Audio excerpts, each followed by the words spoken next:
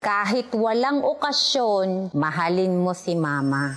Alam mo kung sino ang hindi mo dapat kinakalimutan? Yung taong kahit ilang beses mo nang sinaktan, nandyan pa rin siya para sa'yo. Sobrang abala na tayo sa buhay. Trabaho, studies, relationship. Hindi dahilan ang pagiging busy para kalimutan natin ang isa sa pinaka-importanting tao sa mundo. Tuwing may okasyon mo lang ba siya naaalala? Dahil ang pagmamahal niya sa'yo, hindi pang isang araw lang. Naalala mo ba yung panahon na may sakit ka? Sino yung hindi natulong para bantayan ka? Yung gutom siya, pero sinigurado muna niya na busog ka. Lagi kanyang pinapagalitan. Gusto lang naman niyang mapabuti ka. Walang perpektong nanay. Nagpapakabuti lang sila sa pinakakaya nilang gawin. You cannot deny they love you the best way they knew how. And most of the time, marami dito, never na nilang makikita ang mga nanay nila. Pero ikaw,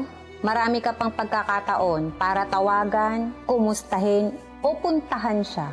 Yang mga simpleng gesture na yan lang ang hinihintay ng mama mo. Huwag mo nang intayin ang susunod na taon para iparamdam kung gaano siya kahalaga. Hindi natin kailangan ng espesyal na araw para alalahanin ang isang tao na araw-araw kang minahal. Habang buhay tayong minahal ng nanay natin, dapat habang buhay mo rin siyang pahalagahan. Bitawan mo yung pride mo, tawagan mo, kumustahin mo, puntahan mo habang may oras ka pa at nandyan pa sila.